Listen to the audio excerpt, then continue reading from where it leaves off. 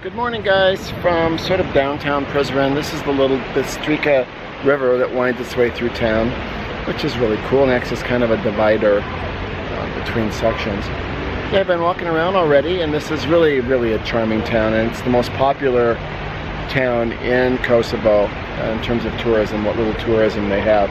This morning I spent quite a bit of time trying to finalize the next few days, which is never really fun. I'm always kind of flying by the seat of my pants on that.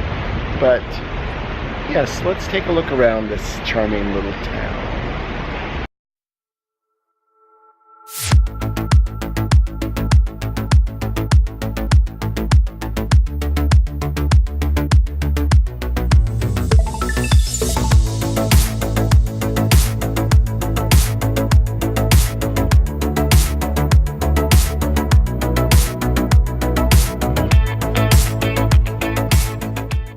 Yeah, it's easy to see why this is the most popular town in Kosovo for tourism and so on.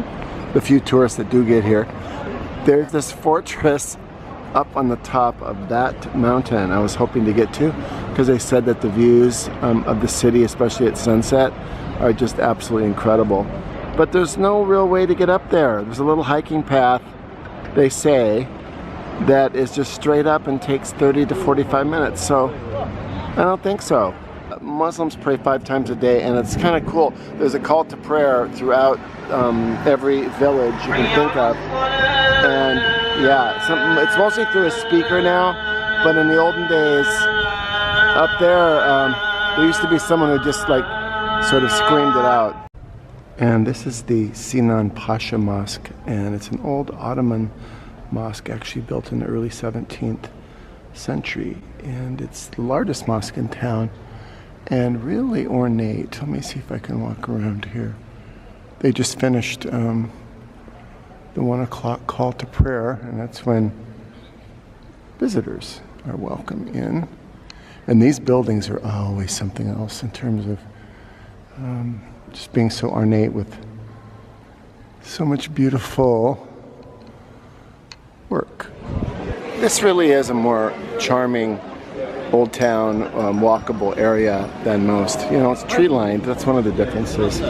Vendors are out just doing their thing. I don't know what we have here. Some sort of roasted nuts of some sort.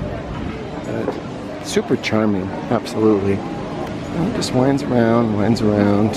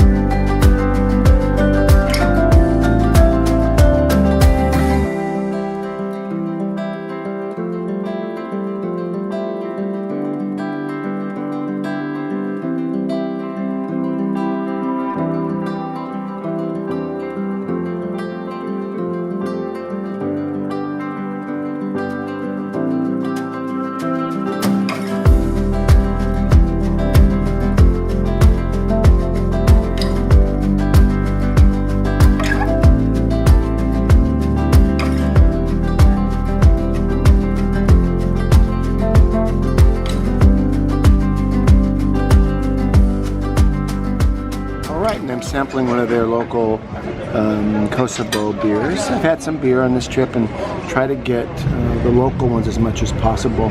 Matt, they've been really good for sure. Okay, so I'm not sure what that spice is, but I'm gonna have to find out. But they put it all over their bread, and the flavor is just, it's indescribable. This is the Lady of Lajewska Serbian Orthodox Church from the 14th century. I think it was built in 1350.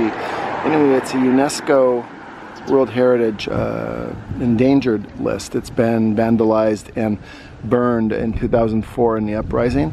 The Kosovars weren't exactly completely innocent in those conflicts, but yeah, this one was unfortunately vandalized, and there's an incredible 14th century artwork on the inside.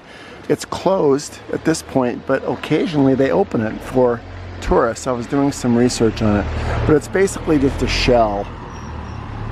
Anyway, it's sad we can't get in.